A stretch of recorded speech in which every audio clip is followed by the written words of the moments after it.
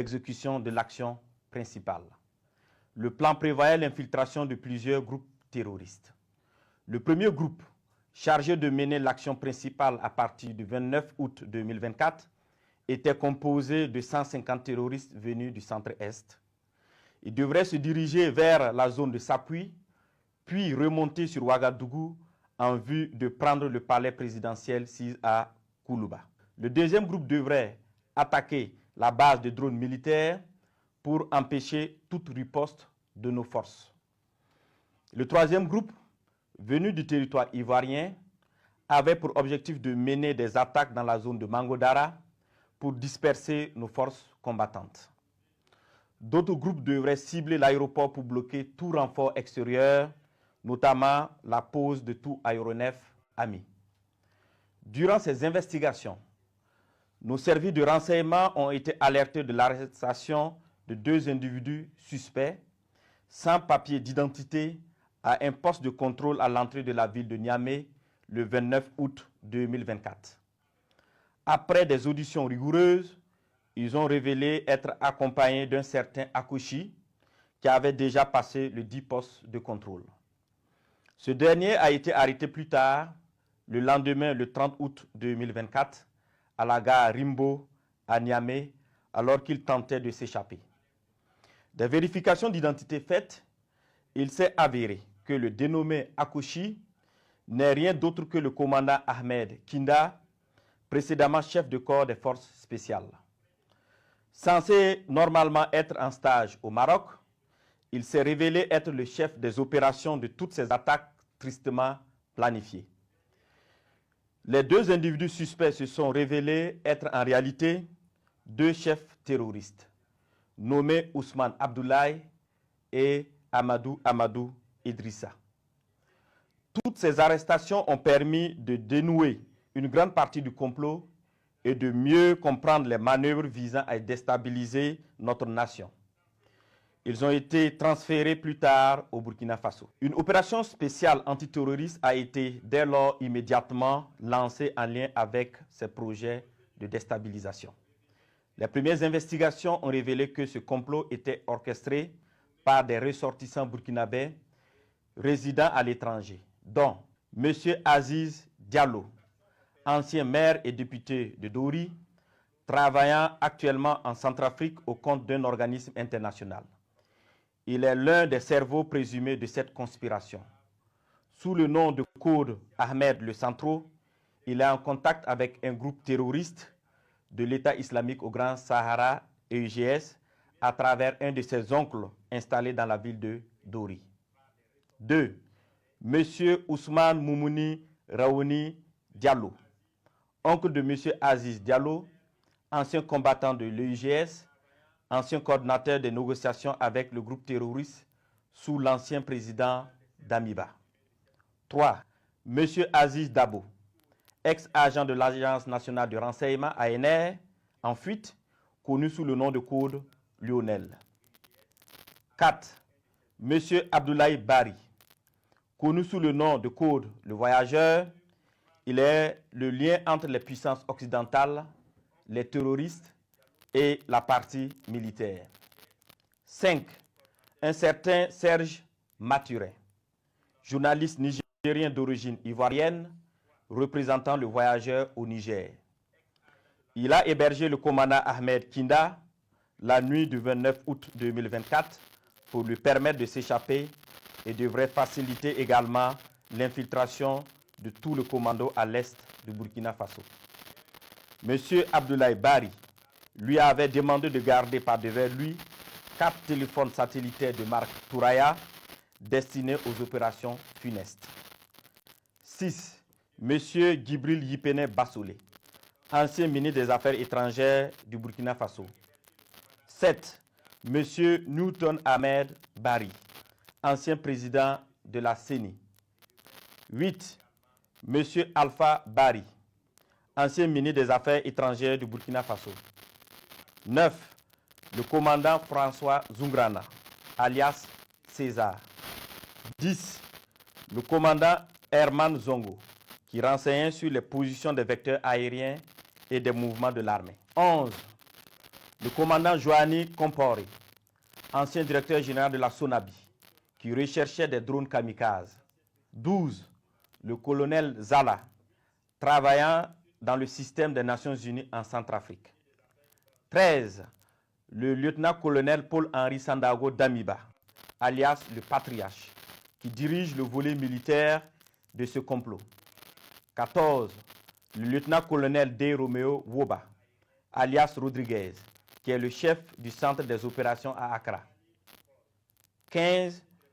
Plusieurs autres officiers à l'extérieur du pays sur lesquels les investigations se poursuivent. Ces déstabilisateurs, en collaboration avec des complices à l'intérieur du pays, menaient des actions de désinformation massive et utilisaient des pratiques occultes pour s'aimer la confusion et la division. Plusieurs marabouts ont été consultés par M. Abdoulaye Bari, alias le voyageur, qui s'est fait aider par le sergent-chef Tendano, alias Taylor, ancien élément des forces spéciales, qui sera arrêté plus tard par nos services de renseignement. Ce dernier donnait des renseignements à l'ennemi et avait en charge de recruter des éléments pour les opérations de déstabilisation.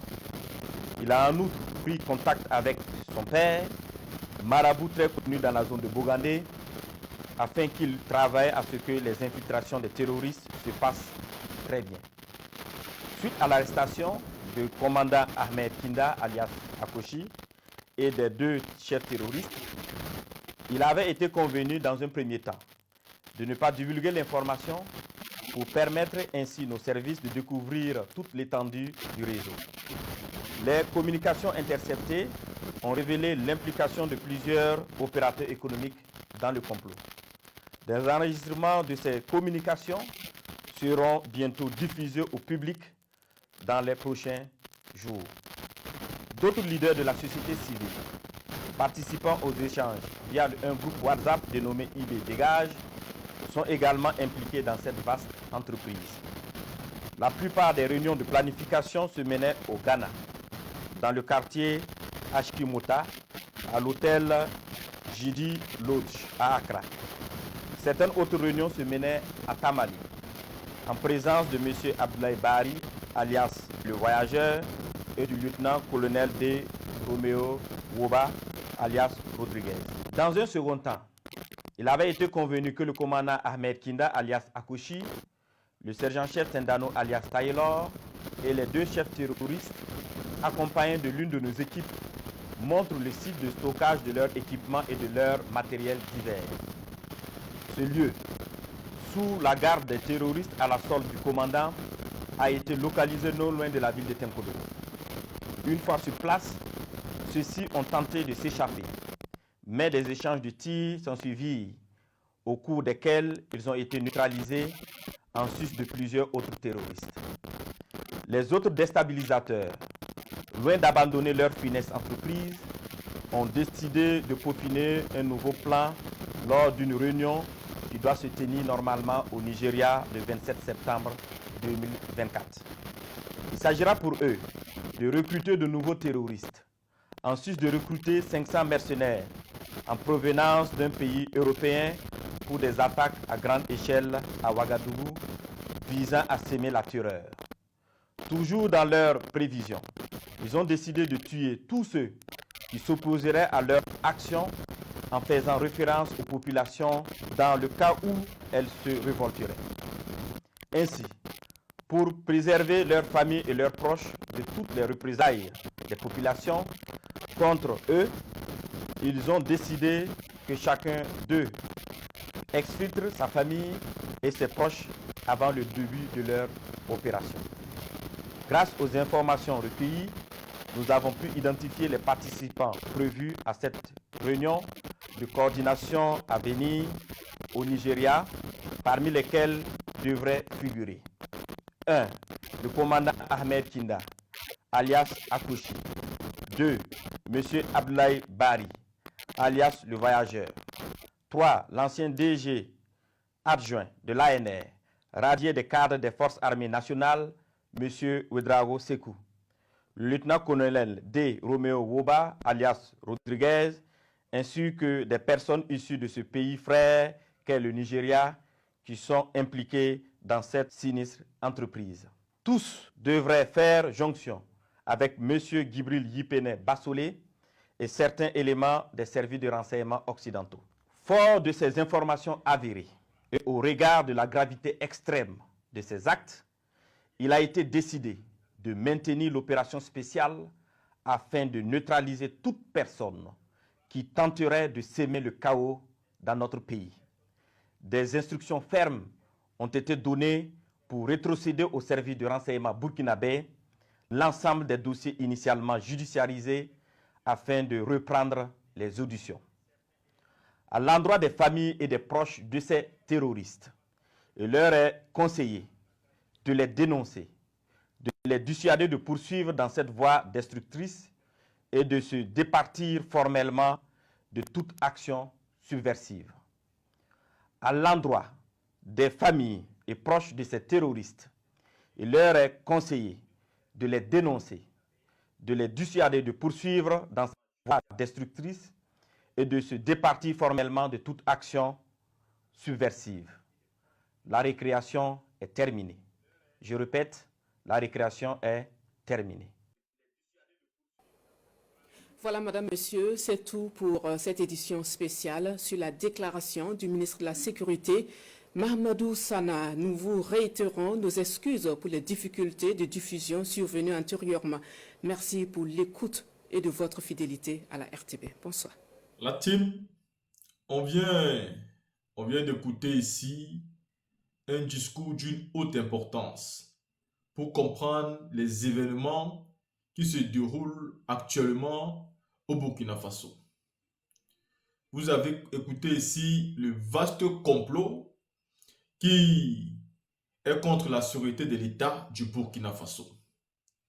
Le 23 septembre 2024, le ministre de la Sécurité, Mahamadou Sana, a annoncé ce lundi soir sur la télévision nationale que les civils militaires burkinabés vivant en Côte d'Ivoire ont tenté plusieurs fois de déstabiliser les institutions du Burkina Faso avec l'aide des puissances étrangères.